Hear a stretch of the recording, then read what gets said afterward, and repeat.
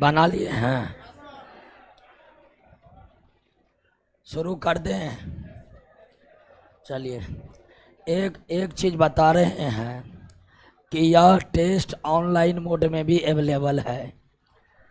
Offline में बड़ी बड़ी मारा मारी हो जाता है और विद्यार्थी का भी उतना ही कंप्लेन, ये कर दिया वो कर दिया। तो बेशक हम जानते हैं कि थोड़ी अव्यवस्था हो जाती है प्रवेश करते वक्त। तो आपको बता दें कि यह टेस्ट ऑनलाइन मोड में भी अवेलेबल है। आप घर पर बैठकर भी आराम से टेस्ट मार सकते हैं,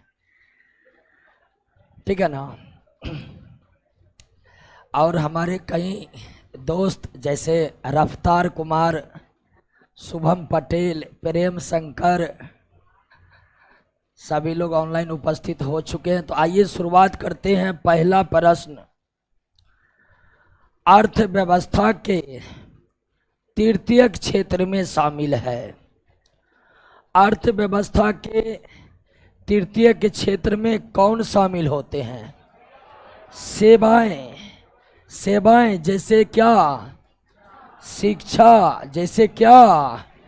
बैंकिंग। जैसे क्या? परिवहन। ये सब विभिन्न प्रकार की सेवाएं। तो अर्थव्यवस्था के तृतीय के क्षेत्र में सारे सेवाओं को शामिल किया जाता है। अर्थव्यवस्था के जो प्राथमिक क्षेत्र हैं, अर्थव्यवस्था के जो प्राथमिक क्षेत्र हैं उसमें किसको शामिल किया जाता है? कृषि और उससे संबंधित गतिविधि। जैसे पशुपालन किससे संबंधित गतिविधि है? मछली पालन किससे संबंधित गतिविधि है? तो प्राथमिक परिवहन, संचार, भंडारण। भंडारण मतलब गोदाम, वेयर हाउस, संचार, कम्युनिकेशन, ये भी तृतीय क्षेत्र में शामिल है। एक और तीन। तो अर्थव्यवस्था के तृतीय क्षेत्र में किसे शामिल किया जाता है? सेवा को शामिल किया जाता है। और ये भी ध्यान रखिएगा कि गैस, जल और विद्युत आपूर्ति अर्थव्यवस्था के द्वितीय क्षेत्र में आते हैं। अगर वर्तमान समय की बात करिएगा तो वर्तमान समय में चतुर्थक क्षेत्र, कौन क्षेत्र? चतुर्थक क्षेत्र। और कौन क्षेत्र आ चुके हैं? पंचक क्षेत्र का भी अस्तित्व का विवरण कई अर्थशास्त्री करने लगे हैं। अगर मुख्य क्षेत्र की बात करें तो अर्थव्यवस्था के मुख्य तीन ही क्षेत्र, प्राथमिक, द्वितीयक और तृतीयक क्षेत्र। लेकिन वर्तमान में अर्थव्यवस्था के स्वरूप में व्यापक परिवर्तन हुआ है और वर्तमान समय में अर्थव्यवस्था के स्वरूप में व्यापक परिवर्तन लाया है आईटी सेक्टर, इंफॉर्मेशन टेक्नोलॉजी यानी सूचना प्रौद्योगिकी का विकास जब से प्रबल तरीके से हुआ है तब से बात की जाने लगी है किसकी? अर्थव्यवस्था के चतुर्थक और पंचक क्षेत्र का। वर्तमान समय में कई ऐसे कमाई की प्रकृति जो पहले नहीं थी वर्तमान में व्यापक तरीके से फैल रहा है। उदाहरण के लिए कंटेंट क्रिएटर, क्या 10 साल पहले इस तरह का जॉब था? लेकिन आज ये जॉब व्यापक रूप से उपलब्ध है। और यूट्यूब का दावा तो ये है कि माननीय केंद्र सरकार नौकरी दे या ना दे, हम 2 करोड़ नौकरी पैदा कर दिए हैं। इधर 1 महीने पहले अखबार में पूरा का पूरा एड आया था यूट्यूब कंपनी का कि हमने 2 करोड़ रोजगार पैदा कर दिया है केवल अपने यूट्यूब से। तो आज का दौर आईटी का दौर है, इंफॉर्मेशन टेक्नोलॉजी का दौर है। और इंफॉर्मेशन टेक्नोलॉजी से संबंधित जितने सेवाएं हैं उसे क्या कहा जाता है? एक बात ध्यान दीजिए कि अर्थव्यवस्था के चतुर्थक और पंचक क्षेत्र की जो बात की जा रही है इसमें भी क्या शामिल है? सेवा ही शामिल है, लेकिन उच्च किस्म के सेवा। जैसे चतुर्थक क्षेत्र में रखा जाता है सॉफ्टवेयर डेवलपर को, किसको? सॉफ्टवेयर डेवलपर को, विभिन्न प्रकार के हैकर को किसके अंतर्गत रखा जाता है? चतुर्थक क्षेत्र के अंतर्गत रखा जाता है। उसके अलावा पंचक क्षेत्र को क्या कहा जाता है? Gold collar professional. Gold collar professional को किसके अंतर्गत रखा जाता है? अब गोल्ड कॉलर प्रोफेशनल का मतलब ऐसा नौकरी जो अपने उच्चतम अवस्था पर पहुंच चुका है। हर सेक्टर में कुछ लोग ऐसे होते हैं जिनके ज्ञान के आगे कोई टिकता, उसे हम क्या कहते हैं? गोल्ड कॉलर प्रोफेशनल, उच्च स्तर के अधिकारी। तो हर सेक्टर में, चाहे आप मान लीजिए वकालत में ढेर सारे वकील हैं, लेकिन कुछ वकील ऐसे हैं कि उसके ज्ञान के लेवल का कोई नहीं है, तो वैसे वकालती वाले को हम क्या कहेंगे? Gold collar. हर क्षेत्र के उच्च विशेषज्ञ वाले लोगों को क्या कहा जाता है? गोल्ड कॉलर प्रोफेशनल कहा जाता है। उदाहरण के लिए सॉफ्टवेयर डेवलपर ढेर सारे हैं, लेकिन मार्क जकरबर्ग जो फेसबुक को डेवलप किए हैं वो किसके अंतर्गत आ जाएंगे? तो गोल्ड कॉलर प्रोफेशनल को किस क्षेत्र के अंतर्गत रखा जाता है? इंफॉर्मेशन टेक्नोलॉजी सेवाओं से जुड़े लोगों को किस क्षेत्र में रखा जाता है? तो वर्तमान समय में अर्थव्यवस्था के 3 मुख्य क्षेत्र के अलावे 2 और क्षेत्र की बात की जा रही है, और इन दोनों क्षेत्र में शामिल है कौन? लेकिन उच्च किस्म की सेवा, उच्च किस्म की सेवा। क्लियर हो गया? आंसर तो इसका सी होगा। आगे बढ़ते। जीडीपी एट मार्केट प्राइस में विदेश से प्राप्त शुद्ध आय को जोड़ दिया गया है। ठीक है, अब देखिए विदेश से प्राप्त शुद्ध आय, विदेश से प्राप्त शुद्ध आय का मतलब हुआ, विदेश से प्राप्त शुद्ध आय का मतलब हुआ कि कुल निर्यात, कुल निर्यात का आगे कुल लगाना जरूरी है। अब माइनस कुल आयात, माइनस कुल आयात को क्या कहते हैं? या इसको दूसरे तरीके से भी आप लिख सकते हैं, भारतीयों द्वारा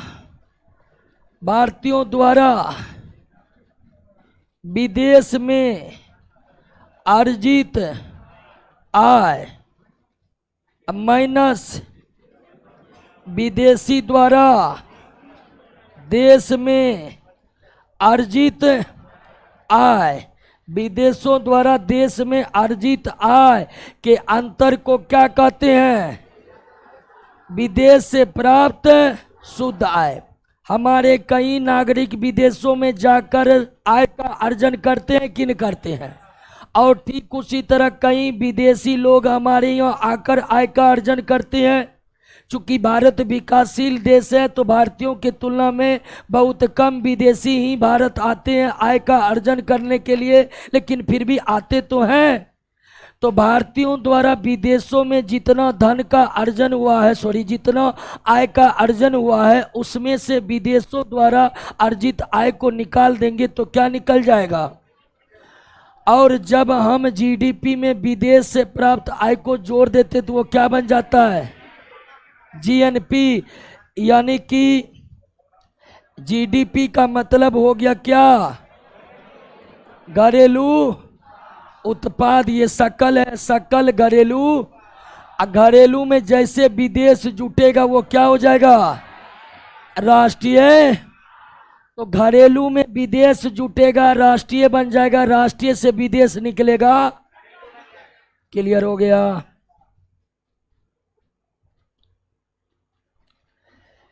किसी भी अर्थव्यवस्था में आर्थिक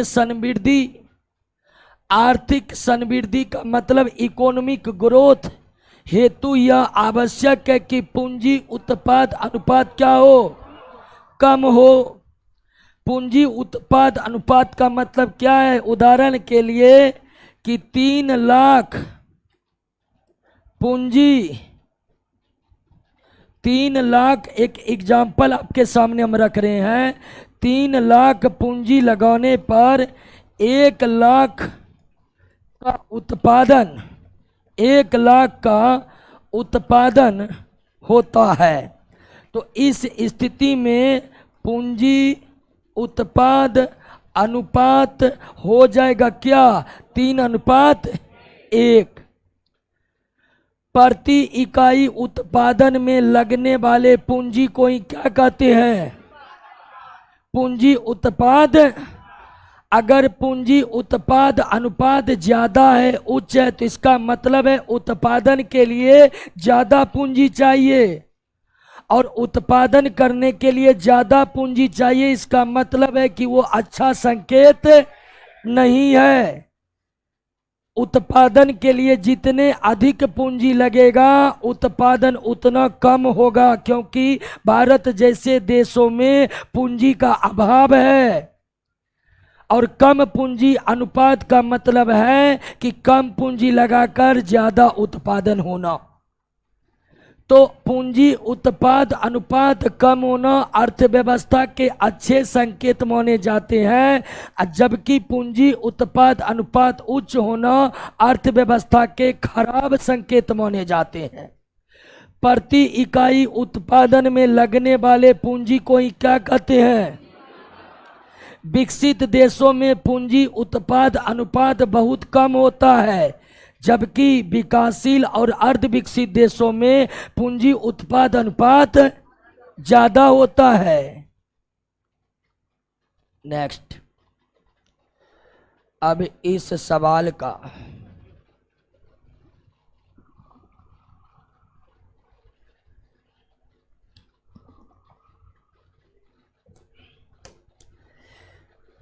भारत के जोत क्षेत्र के लगातार उप विभाजन के क्या कारण है? आप जानते हैं कि भारत के जोत क्षेत्र में सीमांत जोत क्षेत्र, लघु जोत क्षेत्र और बड़े जोत क्षेत्र आते हैं। ठीक है, सीमांत जोत क्षेत्र का मतलब 1 हेक्टेयर से कम, लघु जोत का मतलब 1 से 2 हेक्टेयर के बीच, और बड़े जोत मतलब 4 हेक्टेयर से ज्यादा। ठीक है, 2 से 4 के बीच को मध्यम जोत क्षेत्र कहते हैं। 2 से 4 के बीच को क्या कहते हैं? मध्यम जोत क्षेत्र कहते हैं। तो भारत में जो अधिकांश जोत क्षेत्र है, लगभग 68.5, पूरे जोत क्षेत्र का 68.5% क्या है? सीमांत जोत क्षेत्र है। बड़े जोत क्षेत्र तो मात्र 4.5% है। यह डाटा 2015-16 का है, फिलहाल नया डाटा आया नहीं है जोत क्षेत्र का। तो भारत में सबसे ज्यादा जोत क्षेत्र जो है छोटा छोटा है। अधिकतर किसान सीमांत जोत क्षेत्र वाले हैं, और उसी से संबंधित प्रश्न आपसे पूछा जा रहा है कि भारत के जोत क्षेत्र अथवा कृषि भूमि के लगातार उप विभाजन का क्या कारण है? ऐसा नहीं है कि सीमांत जोत क्षेत्र आज बना है, पहले बड़े बड़े जोत क्षेत्र जो धीरे धीरे धीरे धीरे घटकर छोटा होता जा रहा है, और दिनों दिन सीमांत जोत क्षेत्र की प्रतिशतता क्या हो रही है? बढ़ जा रही है। तो सवाल यही पूछा जा रहा है कि भारत में जोत क्षेत्र जो धीरे धीरे विभाजित होकर छोटे होते जा रहे, इसका क्या कारण है? और इसका जो भी कारण है आप भली भांति समझते होंगे, घर घर का बीमारी है कि नहीं? तो इसका क्या कारण है? भूमि पर जनसंख्या का दबाव। बिल्कुल, भूमि पर जनसंख्या का दबाव है। जनसंख्या का दबाव होगा तो निश्चित तौर पर क्या होगा? उप विभाजन होगा। पिता को मान लीजिए 1 हेक्टेयर है, लेकिन बेटा हो गया 5। जनसंख्या का दबाव क्या हो गया है, बढ़ गया है। अब टुकड़ा टुकड़ा होगा, है कि नहीं है। संयुक्त परिवार का विघटन, बिल्कुल पहले संयुक्त परिवार की प्रथा थी और जमीन एक जगह रहता था, साथ में खेती होती थी। और आजकल तो शादी लगा नहीं बंटवारा चालू, है कि नहीं है। ठीक है, पहले शादी हो जाने के बाद होता था, आजकल पहले ही हो जा रहा है। शादी में ही बंटवारा का मार हो जा रहा है। कई ऐसे नियम आ गए हैं कि छोटा भाई शादी के लिए निकला, बड़ा भाई बारात रोक दिया। ठीक है, तो संयुक्त परिवार का विघटन भी उपविभाजन के कारण है। और भारत सरकार का उत्तराधिकार का नियम भी बहुत गड़बड़ है।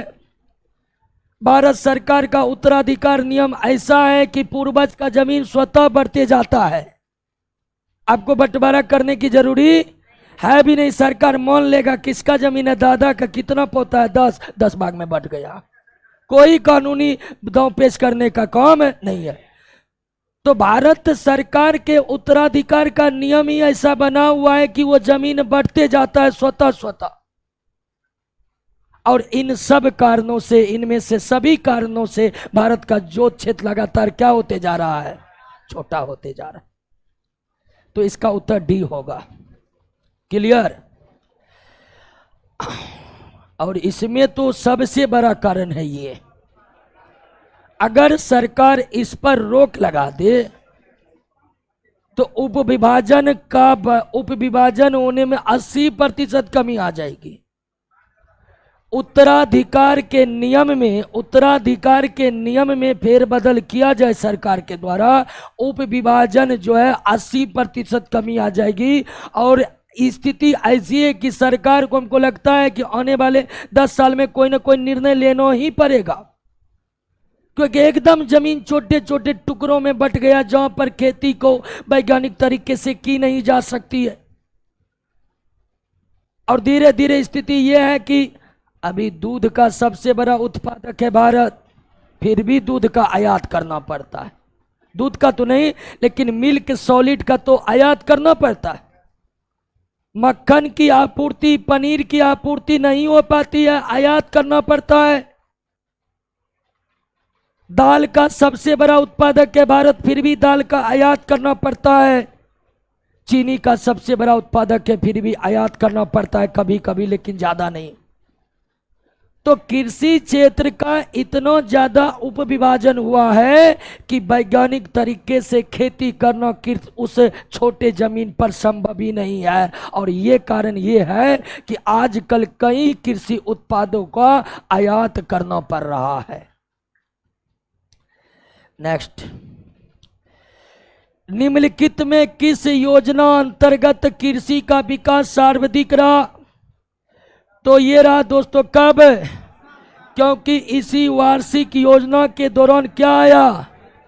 हरित क्रांति। कब आया? 1966 में उच्च उत्पाद देने वाले बीजों के किस्म का चयन किया गया और उसी के फलस्वरूप क्या आई? हरित क्रांति आई। और हरित क्रांति ने भारत के खाद्यान्न उत्पादन को इतना बढ़ाया कि खाद्यान्न उत्पादन में भारत आत्मनिर्भर हो गए और आज तो खाद्यान्न का निर्यात करता है भारत। विश्व में बासमती चावल का सबसे बड़ा निर्यातक कौन है? भारत। तो सबसे ज्यादा कृषि का विकास तृतीय पंचवर्षीय योजना के बाद जो वार्षिक योजना शुरू हुई थी, वार्षिक योजना को योजना अवकाश भी कहा जाता है। क्या कहा जाता है? योजना अवकाश के भी नाम से जाना जाता है। इस दौरान हुई, क्योंकि इस दौरान ही किसकी शुरुआत हुई? और आप जानते हैं कि कृषि के क्षेत्र में कई क्रांति हुई, लेकिन जितना सफल हरित क्रांति हुआ उतना सफल कोई क्रांति नहीं हुआ। कृषि के क्षेत्र में पीली क्रांति, गोल क्रांति, पता नहीं कितने क्रांतियों को लाया गया, लेकिन जो सबसे सफल क्रांति है वो कौन है? हरित क्रांति। जो कब आया? और भारत को खाद्यान्न उत्पादन में आत्मनिर्भर बना दिया, आत्मनिर्भर। और सबसे असफल योजना कौन था? योजना आयोग के द्वारा कुल 12 पंचवर्षीय योजना का संचालन किया गया। 12 और 12 पंचवर्षीय योजना में सबसे असफल पंचवर्षीय योजना था और इसका कारण था 1962 का युद्ध। 1962 और 1900 तृतीय पंचवर्षीय योजना के दौरान भारत दो युद्ध लड़ा। 1962 में चीन के साथ, 1965 में, और उसके बाद मानसून ने धोखा दिया, पूरे देश में क्या पड़ गया। और सबसे असफल योजना रहा तृतीय पंचवर्षीय योजना। इस पंचवर्षीय योजना के दौरान रिकॉर्ड ऋणात्मक वृद्धि दर अर्जित की गई। 12 पंचवर्षीय योजना के इतिहास में एकमात्र पंचवर्षीय योजना तृतीय पंचवर्षीय योजना थी जिसमें ऋणात्मक वृद्धि दर अर्जित की गई। ऋणात्मक। क्लियर हो गया? नेक्स्ट, MRTP सीमा। MRTP सीमा। MRTP सीमा का मतलब हुआ monopoly and restrictive trade practice.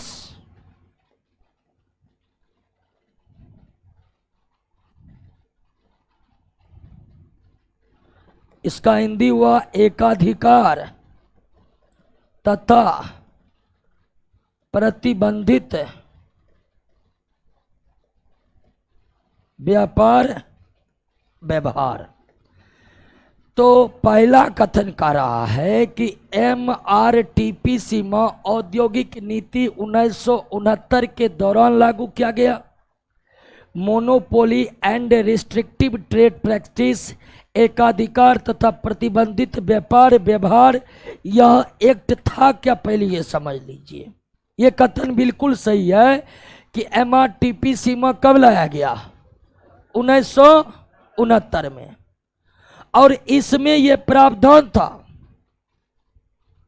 कि जिस कंपनी का कुल पूंजी कितना है? 50 करोड़।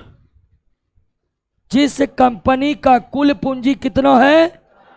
50 करोड़। वह कंपनी अपना विस्तार करना चाहता है तो सरकार से अनुमति लेनी पड़ेगी।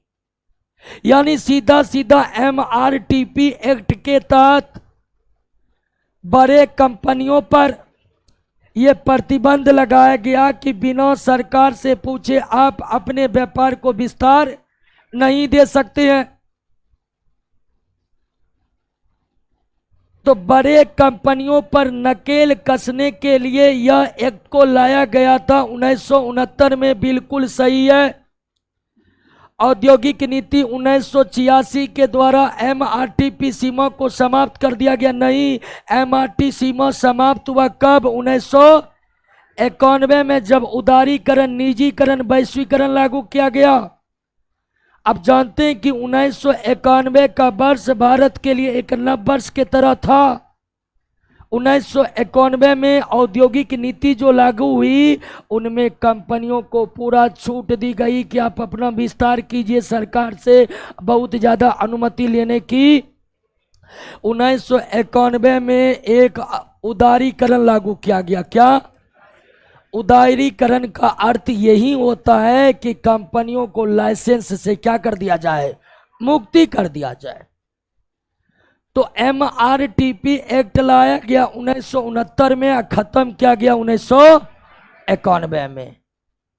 क्लियर हो गया? तो यहां पर सही है केवल एक।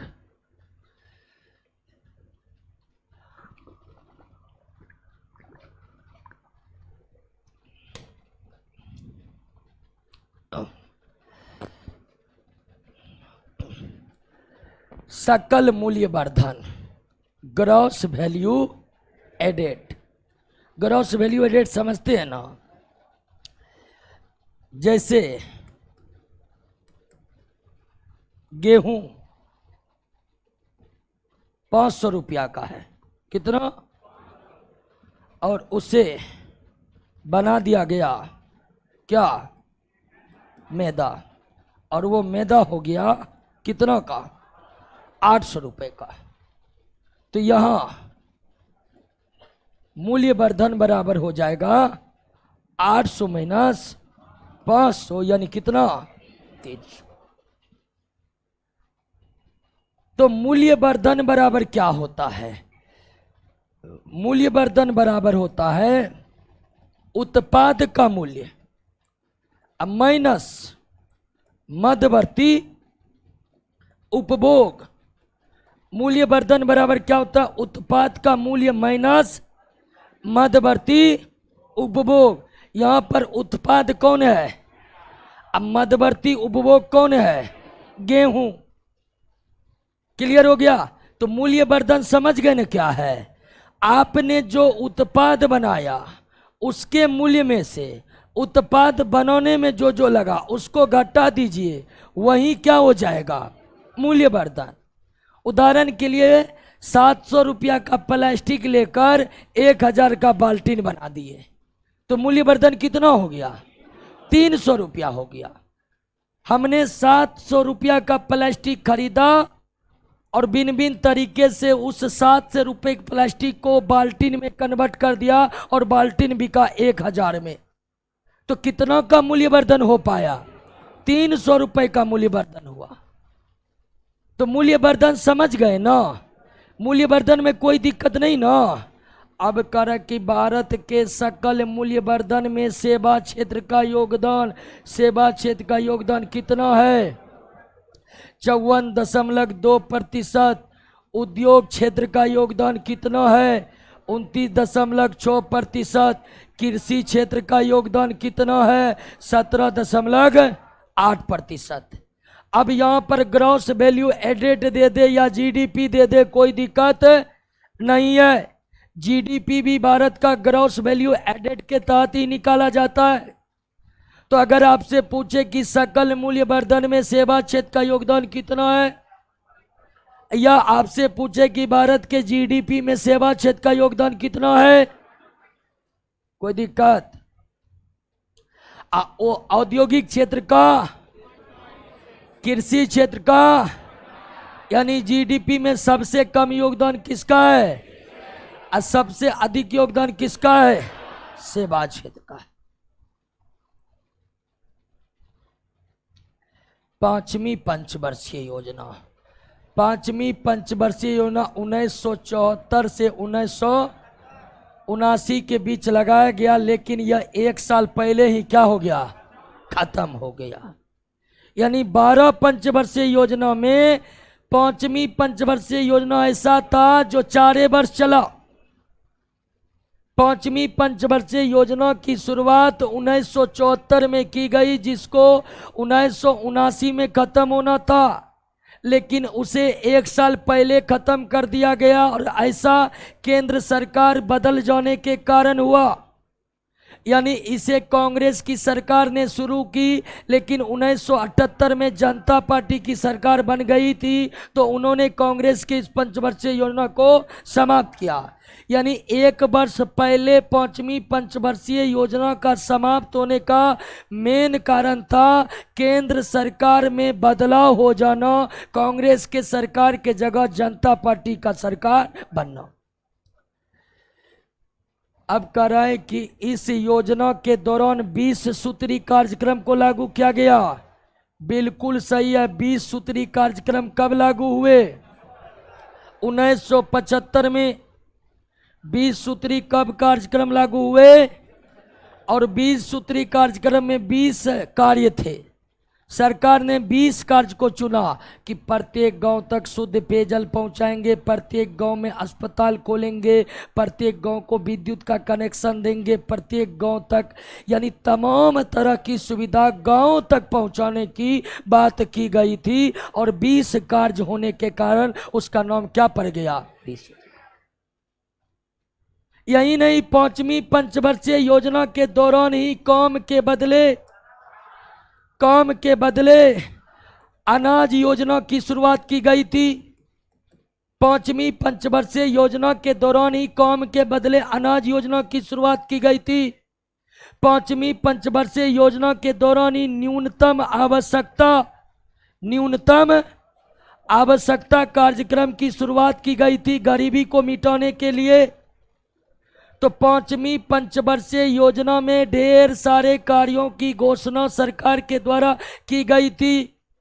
गांव में बेहतर सुविधा पहुंचाने के लिए 20 सूत्री कार्यक्रम, कौम के बदले अनाज कार्यक्रम, गरीबी मिटाने के लिए न्यूनतम आवश्यकता कार्यक्रम, ये सब के सब किस पंचवर्षीय योजना में शुरू किया गया। अब आपको लगता होगा कि आखिर पांचवी पंचवर्षीय योजना में क्या हो गया है, तो आपको याद होनी चाहिए कि 26 जून 1975 को क्या लागू हो गया था, आपातकाल। ठीक है, 26 जून 1975 को आंतरिक अशांति के आधार पर अनुच्छेद 352 न जी, अनुच्छेद 352 का सरकार प्रयोग करके पूरे देश पर आपातकाल लगा दिया। आपातकाल की स्थिति ये थी कि पूरा देश में सेना का वर्चस्व, जहां जो पकड़ में नेता आया उसी को धो दिया जाता था। जिस तरह से चुनाव के समय बूथ बनाए जाते थे स्कूल में, आपातकाल के दौरान स्कूल कॉलेज को जेल में परिवर्तित किया गया था और वहां पर जेल में रखा जाता था, क्योंकि जेल पूरा का पूरा फुल हो गया था। तो 26 जून 1975 में जो सरकार ने आपातकाल लगाकर नागरिकों के अधिकार को कुचल दिया था, उसी से बचने के लिए ये सब हो रहा था। ठीक है ना। सरकार ने सोचा कि हरित क्रांति 1966 में आइए गया है, गोदाम में अनाज भरा हुआ था, क्योंकि 66 में इतना अनाज उपजा कि सरकार का हम ही खरीद लेते हैं। और आगे चलकर सरकार ने बफर स्टॉक नियम लागू किया कि अनाज सरकार खरीद करके जमा करने लगा जब हरित क्रांति आ गई। और आपातकाल के दौरान जनता के अधिकारों को कुचल करके लॉलीपॉप दिखाया जा रहा था। समझे कि नहीं समझे? हाँ, तो पांचवी पंचवर्षीय योजना में सरकार जनता पर इसलिए मेहरबान थी क्योंकि उन्होंने उसके अधिकारों को ही क्या कर दिया था, कुचल दिया था। उसके बाद उन्हें खुश करने के लिए सब काम किया जा रहा था, लेकिन सही है।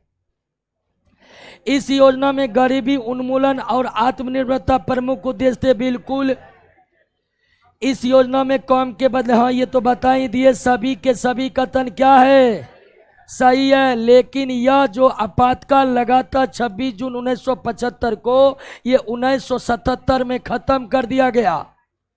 1977 में जब आपातकाल खत्म हुआ, चुनाव हुए और कांग्रेस की सरकार, इंदिरा गांधी की सरकार सत्ता से बेदखल, जनता पार्टी की सरकार बनी 1978 में, और 1978 में ही पांचवी पंचवर्षीय योजना को समाप्त कर दिया गया। और उसके बाद नई परियोजना चालू की गई जिसका नाम था रोरी प्लान।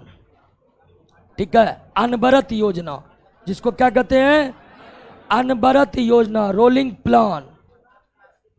तो यहां पर तीनों कथन क्या है, क्लियर हो गया। तो पांचवी पंचवर्षीय योजना में सरकार जनता पर इतनी मेहरबान क्यों थी, इसका मूल कारण आप समझ गए ना। गरीबी हटाओ का नारा भी इसलिए दिया जा रहा था क्योंकि जनता के अधिकार को कुचल दिया गया था। लेकिन जनता भी ठान लिया था, कितनों योजना चलेगा, वोट तो कांग्रेस को देंगे नहीं। 9 number, strategy for new India @75 के संबंध में कौन सा एक सही नहीं है। स्ट्रेटजी फॉर न्यू इंडिया और 75 का मतलब है कि आजादी का 75वां वर्ष, और आजादी का 75वां वर्ष मन चुका है 2022 में ही। इसको प्लेटिनम जुबली कहा जाता है। तो स्ट्रेटजी फॉर न्यू इंडिया @75 का मतलब है कि जब आजादी का 75वां वर्ष बनेगा या आजादी का प्लेटिनम जुबली समारोह मनेगा तो भारत विकास के उस पायदान पर पहुंचेगा जिस पायदान पर पहुंचने के लिए हम लंबे समय से संघर्ष कर रहे थे, लेकिन आ गया कोरोना, सारा का सारा इधर से उधर हो गया। फिलहाल देख लेते हैं। हाँ, एक मिनट,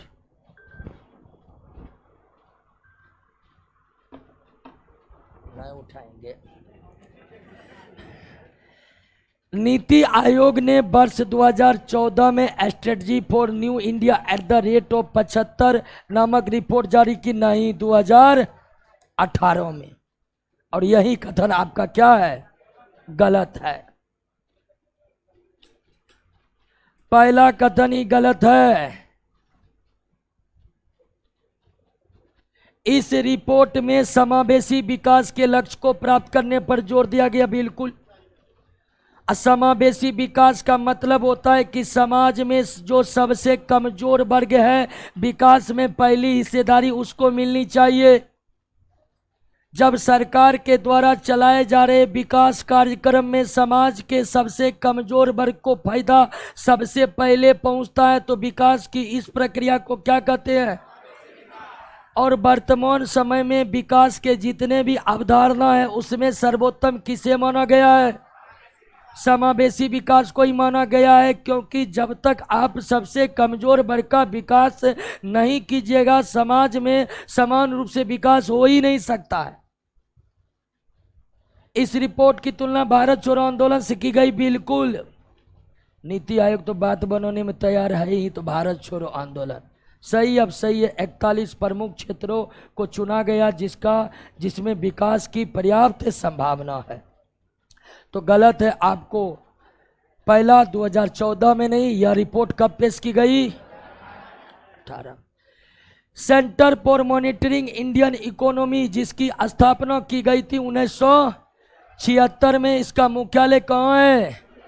और यह एक निजी संस्था है। कौन सी संस्था है?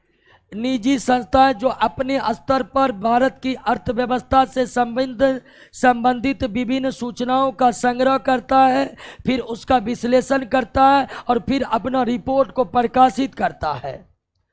तो centre for monitoring Indian economy, इसकी स्थापना निजी व्यक्तियों के द्वारा 1976 में की गई। इसका मुख्यालय क्या है? और इसका काम है अर्थव्यवस्था से संबंधित तमाम सूचनाओं को संग्रह करना, जिन सूचनाओं को संग्रह करने का कार्य आरबीआई करता है, जिन सूचनाओं का संग्रह करने का काम केंद्रीय सांख्यिकी संगठन करता है, उन सूचनाओं को अपने तरीके से संग्रह करने का काम ये संस्था करती है। और एक तरह से ये एक दबाव समूह का काम करता है, ताकि सरकारी संस्था किसी भी तरह के सूचनाओं में हेरफेर न कर सके। शॉर्ट में इसे CMIE कहते हैं। CMIE शॉर्टी नाम ही ज्यादातर चलता है। एंजल एंजल निवेशक होगा दोस्तों, एंजल निवेशक। एंजल निवेशक किसे कहते हैं, पहले यही समझ लीजिए। ऐसे निवेशक जो स्टार्टअप कंपनी को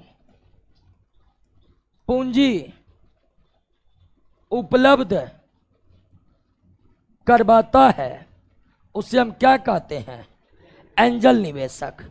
स्टार्टअप कंपनी समझते हैं ना, नए विचारों के साथ खुली कंपनी को क्या कहते हैं?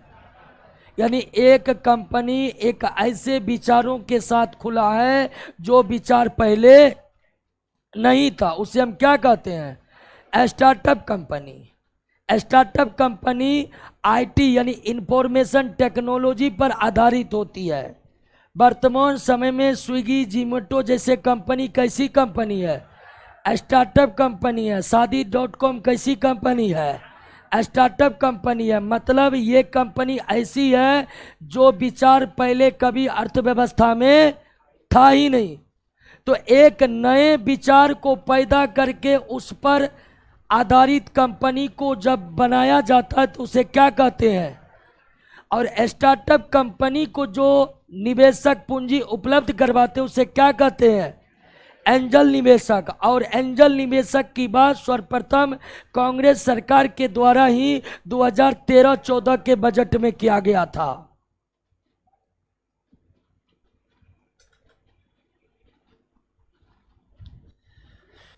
एंजल निवेशक को सरकार के तरफ से कई छूट दिए जाते हैं क्योंकि स्टार्टअप को बैंक लोन देना चाहता नहीं है। स्टार्टअप कंपनी को बैंक लोन देना नहीं चाहता है, तो स्टार्टअप कंपनी बड़े बड़े उद्योगपति के पास जाते हैं। टाटा, बिरला, महिंद्रा, ये सब जो बड़े बड़े उद्योगपति है उनको उन्होंने अपना विचार देते हैं कि हम कंपनी खोलना चाहते हैं, आप पूंजी लगाइए, इससे हम कंपनी में आपको शेयर देंगे। तो जो निवेशक, और भारत में वर्तमान में देखेंगे तो बड़े बड़े उद्योगपति आगे आते हैं स्टार्टअप को पूंजी देने के लिए, क्योंकि जितने भी स्टार्टअप खुलते हैं उसका 80% क्या हो जाते हैं? बंद हो जाते हैं। सक्सेस रेशियो मात्र 20% है। तो बैंक लोन देना चाहता नहीं है, तो जो निवेशक पूंजी उपलब्ध करा रहे हैं इसको, उसे सरकार कई तरह का छूट प्रदान करते हैं। और वही छूट प्रदान करने के लिए एंजल निवेशक को परिभाषित किया गया किस बजट में? पूर्णतया बेलोचदार मांग। जब कीमत में परिवर्तन होने से मांग में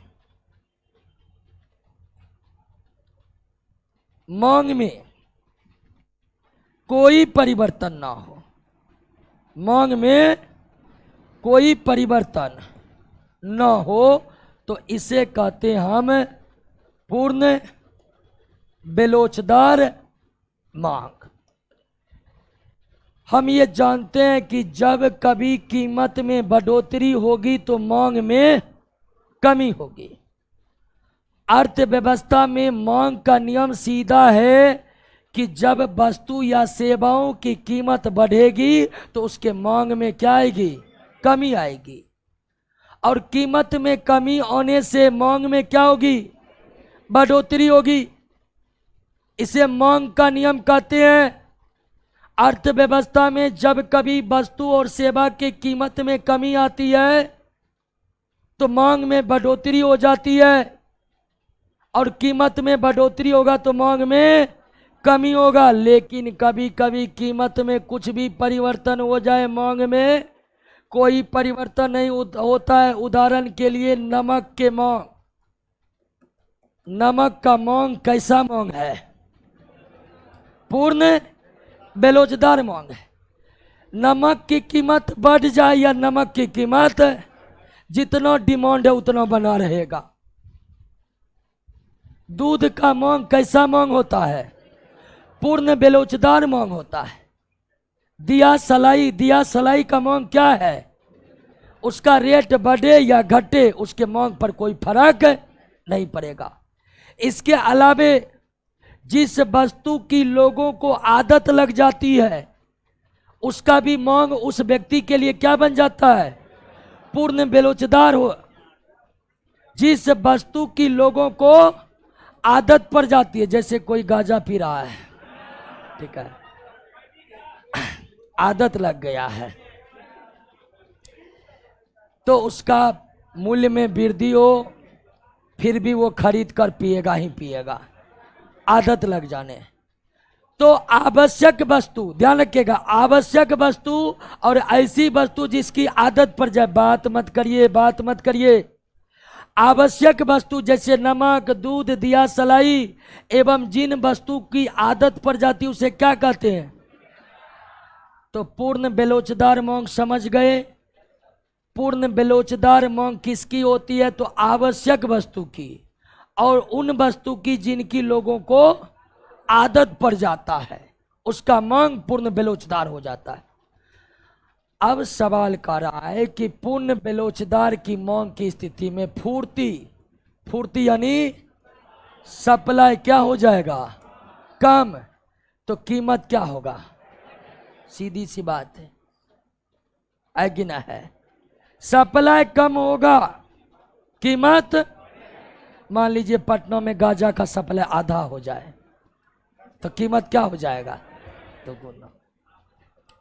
आजकल बहुत लोग गांजा पी रहा है, ठीक है, 2-4 को तो मेरा जानने वाला पी रहा है।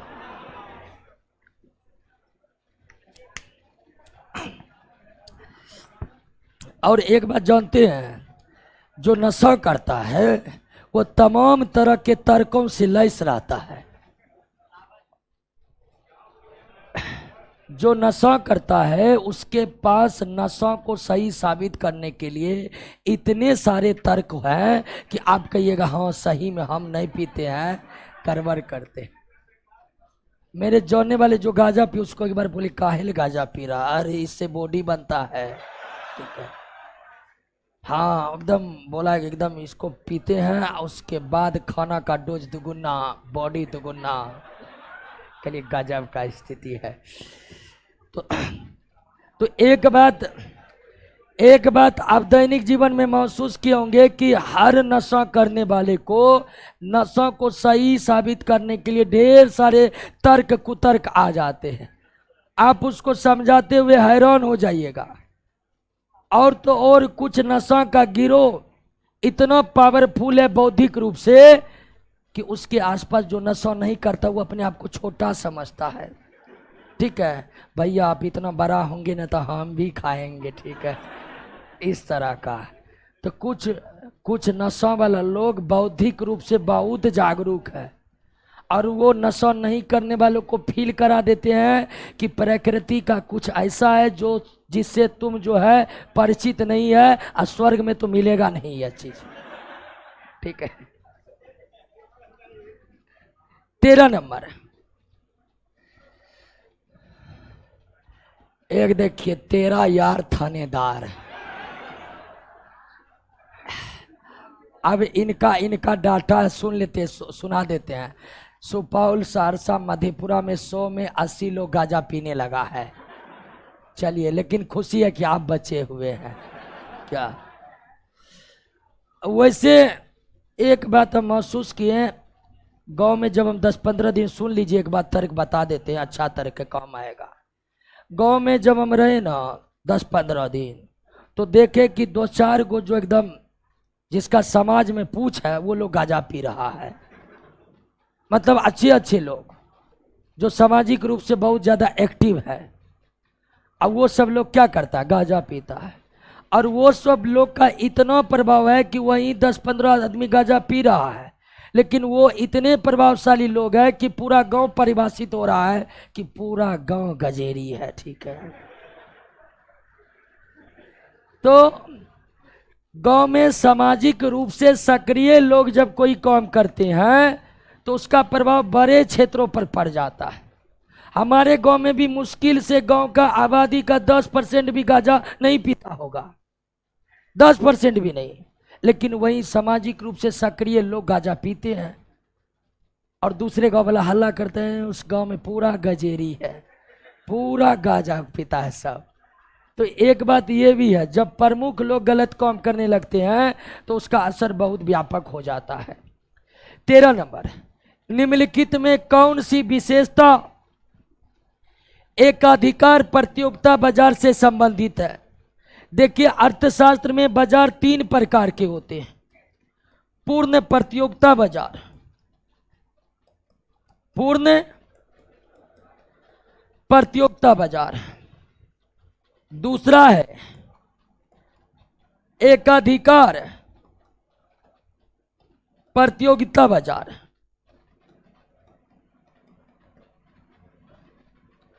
और तीसरा है एकाधिकार बाजार। अर्थशास्त्र में बाजार कितने प्रकार के, 3 प्रकार के। और अर्थशास्त्र में हर एक वस्तु का अलग अलग बाजार होता है। तो कह रहा है कि कौन सी विशेषता एकाधिकार एक विक्रेता किस बाजार का लक्षण है? एकाधिकार बाजार का लक्षण है। समरूप समरूप समरूप वस्तु किस बाजार की विशेषता है? पूर्ण प्रतियोगिता बाजार का। फर्म के प्रवेश और निकास पर प्रतिबंध किस बाजार में रहता है? यानी कि एकाधिकार प्रतियोगिता बाजार का लक्षण है क्या? वस्तु विभेद। वस्तु विभेद। एक विक्रेता किस बाजार में होते हैं? एकाधिकार बाजार में। समरूप वस्तु किस बाजार में होते हैं? पूर्ण प्रतियोगिता बाजार में। फर्म के प्रवेश या कंपनी के प्रवेश और निकास पर प्रतिबंध किस बाजार में रहता है? एकाधिकार बाजार में। वस्तु विभेद किस बाजार में होते हैं? पूर्ण प्रतियोगिता बाजार का उदाहरण है आलू का बाजार। किसका बाजार? आलू का बाजार। पूर्ण प्रतियोगिता बाजार का उदाहरण है क्या? कार का बाजार। एकाधिकार प्रतियोगिता बाजार का उदाहरण है बिजली इलेक्ट्रिसिटी का बाजार। क्लियर? अब आप देखे होंगे कि आलू जहां भी बिकता है सबका आलू एक के जैसा है, सब एक ही रेट पर बेचता है। तो जब एक वस्तु कई सारे विक्रेता एक ही कीमत पर बेचे तो समझिए वहां पर क्या है। जब एक ही वस्तु को कई विक्रेता समान कीमत पर बेचे और कई सारे क्रेता उसे समान कीमत पर खरीदे तो ऐसा बाजार पूर्ण प्रतियोगिता बाजार। आलू का बाजार, प्याज का बाजार, सब्जी का बाजार कैसा बाजार होता है? पूर्ण प्रतियोगिता बाजार होता है। एकाधिकार प्रतियोगिता बाजार में एक ही वस्तु के कई विक्रेता होते हैं, लेकिन सारे विक्रेता के वस्तु में कुछ ना कुछ विभेद होता है। उदाहरण के लिए कार का बाजार। कार के कई सारी कंपनियां है कि नहीं है? कार की कई सारी कंपनियां हैं, लेकिन हर कंपनी का कार एक दूसरे से क्या है? विभेद है। और एकाधिकार बाजार मतलब बेचने वाला केवल एक। उदाहरण के इलेक्ट्रिसिटी, उदाहरण के लिए ट्रेन सर्विस, रेलवे सर्विस कैसा बाजार है? एकाधिकार बाजार है। क्लियर हो गया? तो वस्तु विभेद किस बाजार का लक्षण है? एक समान वस्तु किस बाजार का लक्षण है? एकमात्र विक्रेता किस बाजार का लक्षण है? अर्थशास्त्र में कितने प्रकार के बाजार होते हैं? Next, TR minus TC. TR का मतलब हुआ टोटल रेवेन्यू, यानी कुल आगत, और टीसी का मतलब हुआ टोटल कॉस्ट, यानी कुल लागत। टीआर टीसी समझ गए? टीआर का मतलब टोटल रेवेन्यू। एक कंपनी एक वित्त वर्ष में जितना वस्तु या सेवा बेच देता है उसे क्या कहते हैं? रेवेन्यू कहते हैं। मान लीजिए एक कंपनी का रेवेन्यू 100 करोड़ है, उसका मतलब एक वित्त वर्ष में वे कितने रुपए के वस्तु को बेच दिया है? 100 करोड़ का। और टोटल टीसी का मतलब टोटल कॉस्ट, यानी कुल लागत। अब कह रहा है टीआर टीसी के दृष्टि से उत्पादक संतुलन तब प्राप्त करता है, उत्पादक संतुलन तब प्राप्त करेगा जब उसे लाभ क्या होगा? अधिकतम। एक उत्पादक या एक कंपनी या एक फर्म तब जाकर संतुलन प्राप्त करेगा जब उसका लाभ क्या हो जाएगा? अधिकतम।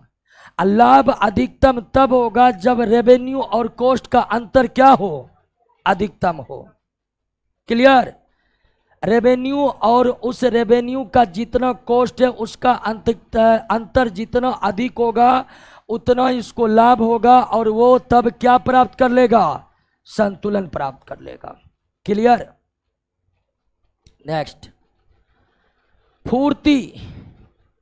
फूर्ति यहां गलत लिखा हुआ, अंग्रेजी में इसे क्या कहेंगे? फूर्ति के नियम पूर्ति का नियम पूर्ति तथा कीमत के बीच किस प्रकार के संबंध को बताता है? धनात्मक संबंध। कीमत बढ़ेगा तो सप्लाई भी क्या होगा? बढ़ेगा। क्यों? तो कीमत बढ़ने से उत्पादक को अधिक लाभ होने की संभावना है कि नहीं? और उत्पादक को कीमत बढ़ने से अधिक लाभ मिलेगा तो वे सप्लाई को क्या करेगा? अधिक से अधिक बढ़ाएगा, अधिक से अधिक बढ़ाएगा। और कीमत घटेगा तो कंपनी को हानि होगा तो वे सप्लाई भी क्या करेगा? कम कर देगा। वो सप्लाई भी क्या कर देगा? तो अर्थव्यवस्था में जब किसी वस्तु और सेवाओं की कीमत में बढ़ोतरी होती है तो उस वस्तु और सेवा की सप्लाई क्या होती है? बढ़ जाती है। और कीमत में कमी होने से उस वस्तु की सप्लाई में भी क्या हो जाती है? इस तरह से ये संबंध कैसा प्रतीत हो रहा है आपको? कैसा प्रतीत हो रहा है? क्लियर हो गया? नेक्स्ट, निम्नलिखित में कौन संकुचनशील मौद्रिक नीति?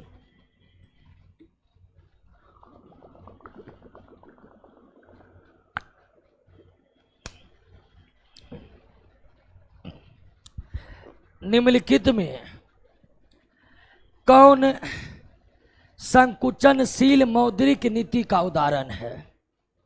देखिए, मौद्रिक नीति, आरबीआई की नीति को ही क्या कहते हैं?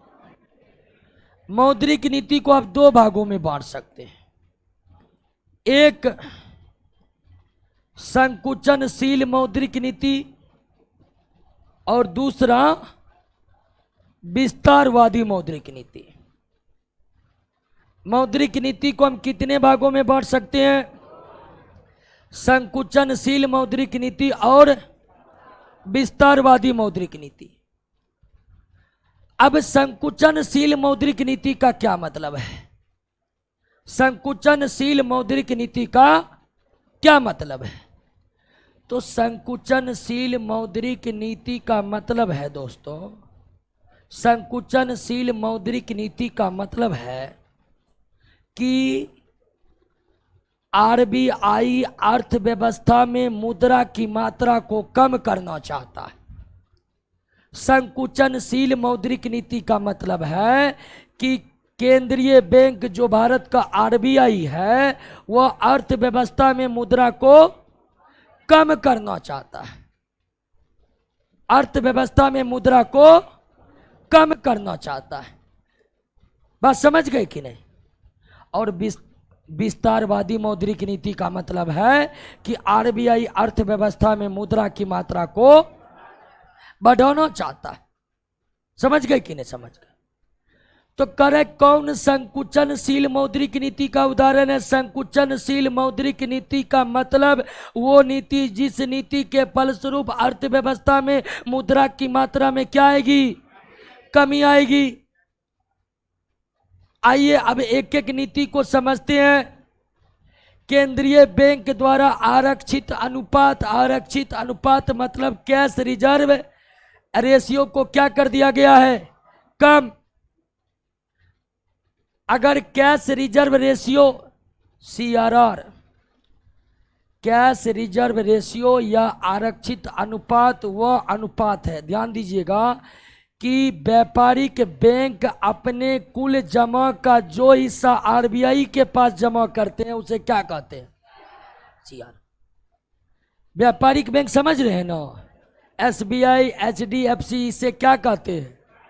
जो बैंक जनता के साथ सीधा कारोबार करे वो व्यापारिक बैंक। और व्यापारिक बैंकों को अपने जमा का कुछ हिस्सा किसके पास जमा रखना पड़ता है? आरबीआई के पास। यहां पर CRR को क्या कर दिया गया है? इसका मतलब व्यापारिक बैंक के पास अधिक पैसा रहेगा, और व्यापारिक बैंक के पास अधिक पैसा रहेगा तो वो ज़्यादा से ज़्यादा ऋण देने का काम करेगा, और ज़्यादा से ज़्यादा ऋण देने से अर्थव्यवस्था में मुद्रा की मात्रा बढ़ेगा घटेगा, तो ये नीति किस नीति का हिस्सा है? ये संकुचनशील मौद्रिक नीति केंद्रीय बैंक द्वारा पारिवारिक आय के करों में वृद्धि, पारिवारिक आय के करों में, ये मौद्रिक नीति है ही नहीं, क्योंकि करों में वृद्धि एक प्रकार की कैसी नीति है?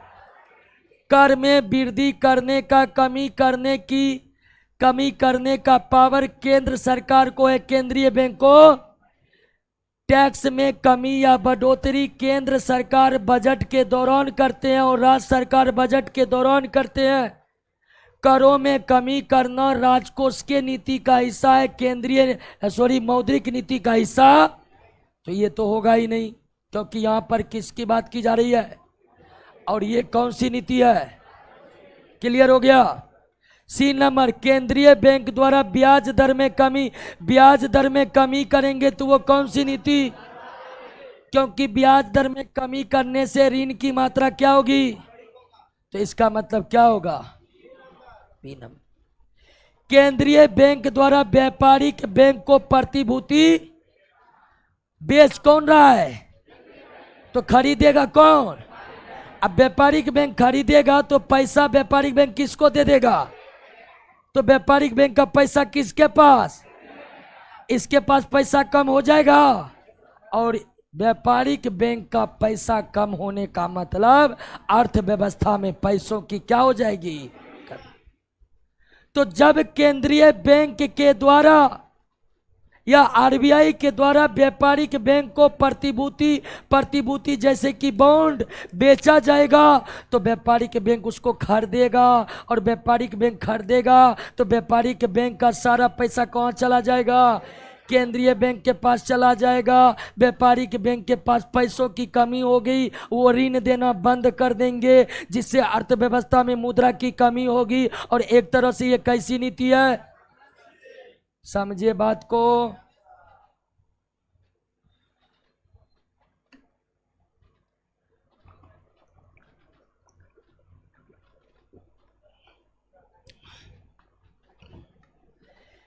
कैशलेस लेन देन को बढ़ावा देने के लिए भारत सरकार द्वारा नीरज गुप्ता समिति का गठन किया गया था। नीरज गुप्ता समिति। नेक्स्ट, निम्नलिखित में कौन शेयर बाजार में सट्टोरिया सट्टेबाज नहीं है? जब शेयर की खरीद बिक्री केवल इस उद्देश्य से किया जाए कि मूल्य के उतार चढ़ाव का फायदा मिले तो उसे क्या कहते हैं? सट्टेबाज कहते हैं। अंग्रेजी में ट्रेडर कहते हैं। क्या कहते हैं? ट्रेडर। क्लियर? एक व्यक्ति शेयर को इसलिए खरीद रहा है कि मूल्य बढ़ने से वह उसे बेचकर लाभ कमाएगा। तो मूल्य के उतार चढ़ाव का लाभ उठाने के लिए जब शेयर की खरीद बिक्री होती है तो उसे क्या कहते हैं? सट्टेबाज। और जब कंपनी के शेयर को खरीद कर कंपनी में निवेश करना उद्देश्य होता है तो उसे कहते हैं निवेशक। तो एक निवेशक वो है जो कंपनी में पैसा लगाना चाहता है, कंपनी के लाभ में हिस्सा लेना चाहता है। लेकिन एक सट्टेबाज वो होता है जो केवल शेयर की खरीद बिक्री मूल्य के उतार चढ़ाव का फायदा उठाने के लिए करता है। तो करेक्ट कौन सट्टेबाज नहीं है? ब्रोकर सट्टेबाज नहीं है। ब्रोकर का काम शेयर बाजार में ठीक उसी प्रकार का होता है जिस तरह न्यायालय में वकालत करने वाले का काम है। शेयर मार्केट में हर शेयर की खरीद बिक्री किसके माध्यम से होती है? ब्रोकर के माध्यम से होती है। ब्रोकर एक सर्विस प्रोवाइडर है। और यहां पर सेबी भी होगा। अच्छा, यह सेबी भी होगा दोस्तों। सेबी भी कोई सट्टेबाज नहीं है। क्वेश्चन मिस्टेक है। इसका आंसर सी भी होगा और डी भी होगा। ये तो तेजरिया मंदरिया ये तो सट्टेबाज है ही। ठीक है, तो दोस्तों 18 का आंसर सी भी हो सकता है। और अब क्वेश्चन में मिस्टेक है तो सी भी मारे तो भी सही, डी भी मारे तो भी सही, दोनों मारे तो भी सही, नहीं मारे तो भी सही, क्योंकि क्वेश्चन होगा कैंसिल। 19, निम्नलिखित पर विचार कीजिए। डिबेंचर और बॉन्ड दोनों ऋण पत्र है। बिल्कुल। अगर कंपनी को ऋण लेना है तो क्या जारी करेगा? लोग डिबेंचर को खरीदेंगे तो लोग का पैसा कंपनी के पास और लोगों के पास क्या रह जाएगा? डिबेंचर। तो डिबेंचर और बॉन्ड दोनों ही ऋण पत्र है। अंतर यह है कि सरकार क्या जारी करके पैसा लेती है और बड़े बड़े कंपनियां, हाँ ध्यान रखिएगा, डिबेंचर सब कंपनी जारी नहीं कर सकता है, केवल अच्छे साख वाली कंपनी। तो डिबेंचर और बॉन्ड दोनों ही ऋण पत्र है, यानी ये जारी करके ऋण लिए जाते हैं मार्केट में। जैसे सरकार को ऋण की जरूरी है तो सरकार क्या जारी करेगा? बॉन्ड। अब इन भी लोग बॉन्ड को खरीदेंगे तो लोगों का पैसा कहां? सरकार के पास। और सरकार पैसा लिया है, इसका गवाही कौन देता रहेगा? बॉन्ड। लेकिन सरकार का बॉन्ड प्रायः बड़े बड़े बैंक खरीदते हैं, बड़े बड़े संस्था खरीदते हैं, क्योंकि सरकार को जब भी जरूरत पड़ती है 1000-2000 करोड़ का जरूरत पड़ती है, छोटे मोटे राशि की जरूरत नहीं पड़ती है कि आम आदमी सरकार के बॉन्ड को जाकर खरीदेगा।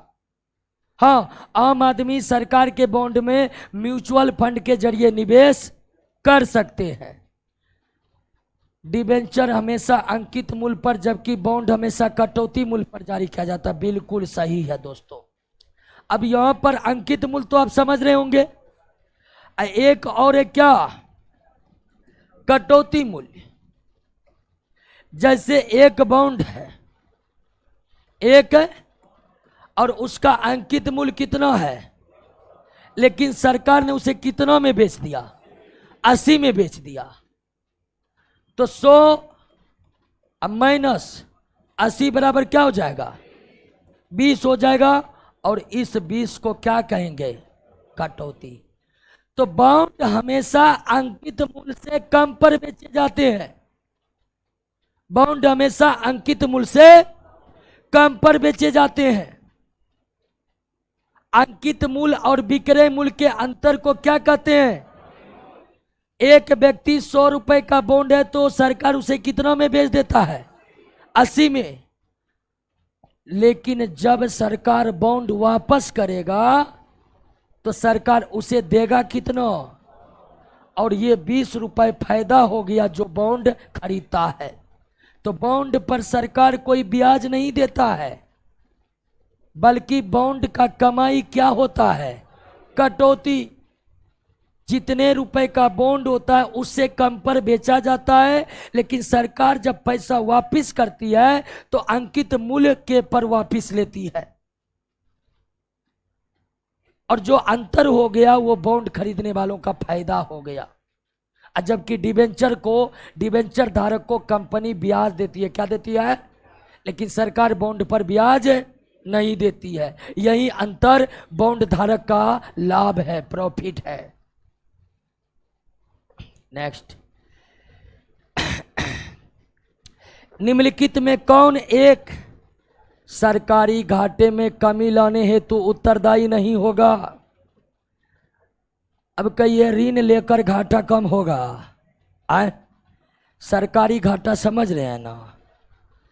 घाटा को कम करना है तो करों में क्या कीजिए? वृद्धि। व्यय में क्या कीजिए? लेकिन सरकार ऋण लेगा, इससे घाटा में कमी आएगी और घाटा क्या हो जाएगा? बढ़ेगा। इसका आंसर डी होगा। नेक्स्ट, भारत में करों का भुगतान करना क्या है? कानूनी दायित्व, क्योंकि सरकार बिना कानून बनाए कर लागू नहीं कर सकती है।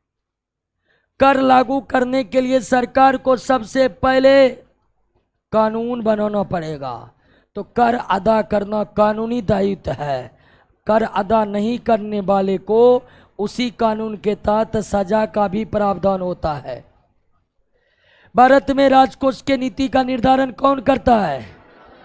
मौद्रिक नीति का निर्धारण भारत को 1991 में एक आर्थिक संकट का सामना करना पड़ा, जिसका मेन कारण था बाहरी ऋण का उच्च दर यानी आयात इतना बढ़ गया था कि देश में विदेशी मुद्रा कम पड़ गई थी। An essay on the nature and significance of economic science के लेखक कौन है? रॉबिन्स है, रॉबिन्स। बिहार में किस प्रकार की बेरोजगारी अधिक है? अदृश्य बेरोजगारी। यानी किस क्षेत्र की बेरोजगारी? अदृश्य बेरोजगारी के एक और नाम से जाना जाता है, क्या? प्रच्छन्न बेरोजगारी या छिपी हुई बेरोजगारी। तो भारत में अधिकांश लोग किस क्षेत्र में कार्यरत हैं और कृषि क्षेत्र में कौन सी बेरोजगारी है? क्लियर हो गया? चलिए दोस्तों, भारतीय अर्थव्यवस्था का प्रश्न समाप्त हो चुका है। इसके बाद समसामयिकी के प्रश्न है, उसको रोशन सर टैकल करेंगे। आ रहे हैं रोशन सर। 5 मिनट रेस्ट कर लीजिए, तब तक इकोनॉमी के 1 से 25 तक के क्वेश्चन को याद कर लीजिए।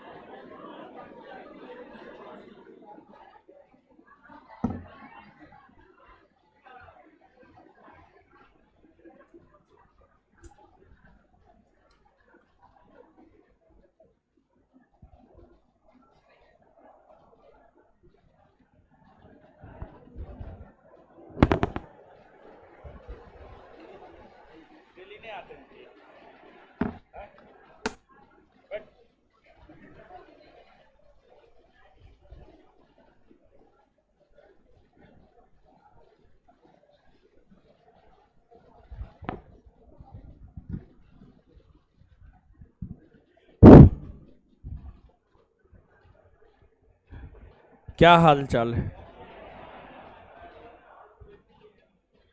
क्या हुआ है? क्या हुआ जी? है? ठंडा लग रहा है? कोई बात नहीं।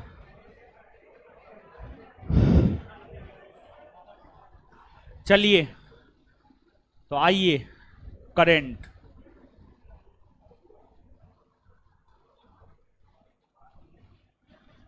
विश्व तंबाकू निषेध दिवस कब मनाया जाता है? तंबाकू के ऊपर रोक लगाने को लेकर जो है यह दिवस मनाया जाता है। और तंबाकू ऐसे भी सही चीज तो है नहीं। तंबाकू खाने से होता है माउथ कैंसर, मुंह का कैंसर होता है, लेकिन फिर भी लोग खाता है ना। और क्या हुआ? आवाज नहीं जा रहा है? आ रहा है। 31 मई को प्रत्येक वर्ष जो है विश्व तंबाकू निषेध दिवस मनाया जाता है।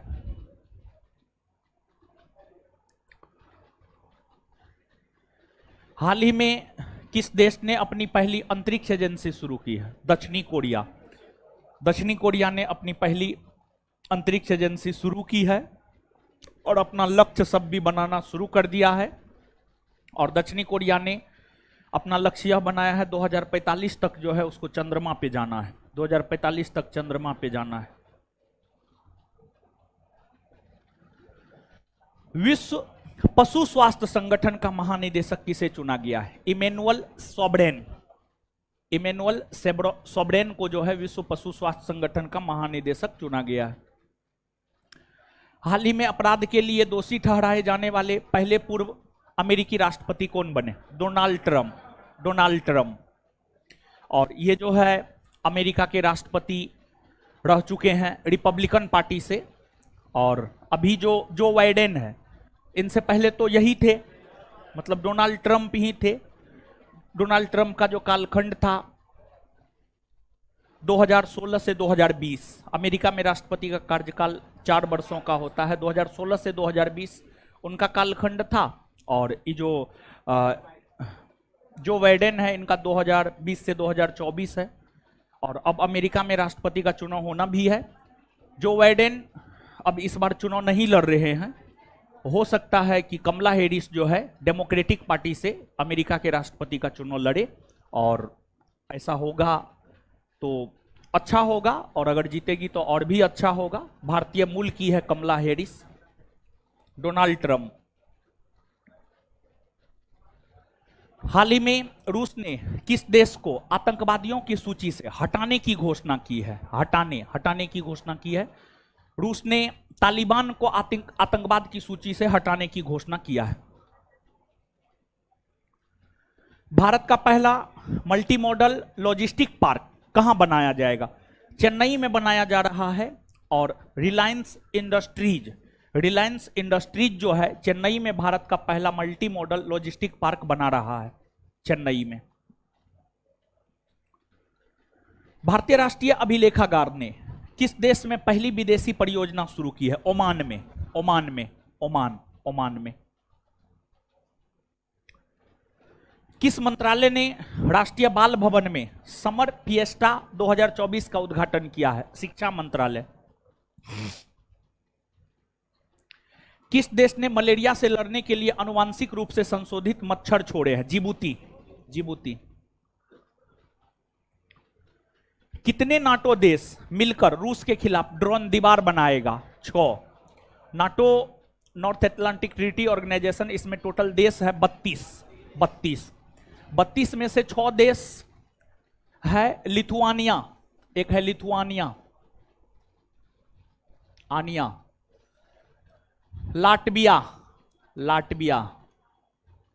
एस्टोनिया, पोलैंड, फिनलैंड और नॉर्वे।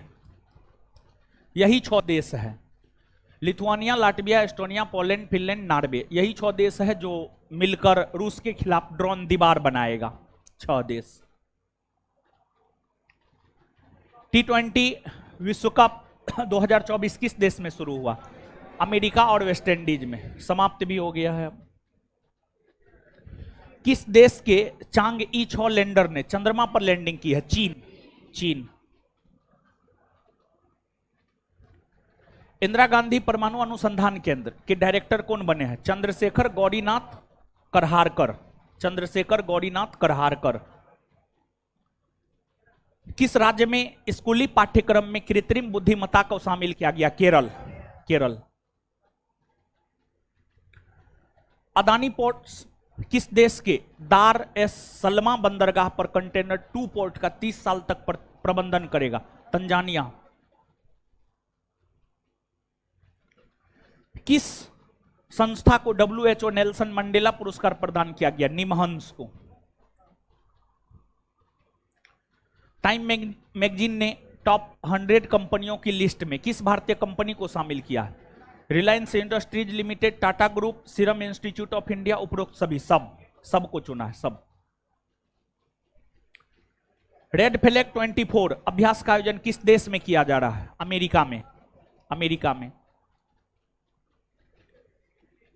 आरबीआई के द्वारा किस देश से 100 टन सोना वापस मंगाया गया? ब्रिटेन से। अरुणाचल प्रदेश में हुए विधानसभा चुनाव 2024 में किस पार्टी को बहुमत प्राप्त हुई? बीजेपी को। देखिए, अरुणाचल प्रदेश में टोटल सीट है 60 और बहुमत के लिए चाहिए 31 और बीजेपी को मिला है 46। बीजेपी को मिला है 46। तो बीजेपी को बहुमत मिला है। एनपीपी, एनसीपी, आईएनसी, इन सभी को 1 2 3 करके जो है आपको सीट मिला है। बीजेपी को बहुमत प्राप्त हुआ है। महिलाओं के लिए मासिक धर्म अवकाश लागू करने वाला भारत का पहला हाईकोर्ट कौन बना है? सिक्किम। सिक्किम बना है। ताइवान एथलेटिक्स ओपन 2024 में भाला फेंक में गोल्ड मेडल किसने जीता? डीपी मनु। भारत को 2023-24 में किस देश से सबसे अधिक एफडीआई प्राप्त हुआ? सिंगापुर से। रियल मैड्रिड ने कौन सी बार चैंपियंस लीग ट्रॉफी जीती है? 15वीं बार। 15वीं बार। प्रतिवर्ष भारत में राष्ट्रीय प्रसारण दिवस कब मनाया जाता है? 23 जुलाई। 23 जुलाई को। 23 जुलाई। हल्ला मत कीजिए आप लोग।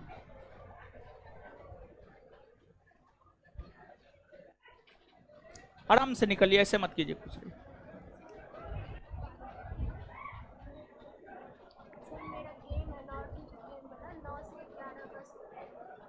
नौ से 11 अगस्त, अभी बहुत टाइम है।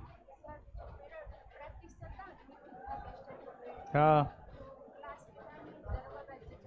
उसी टाइम में चलता है।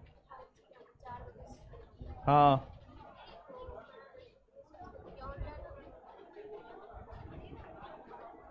अच्छा, आप लिख करके दे दीजिएगा पेज पे, देखते हैं।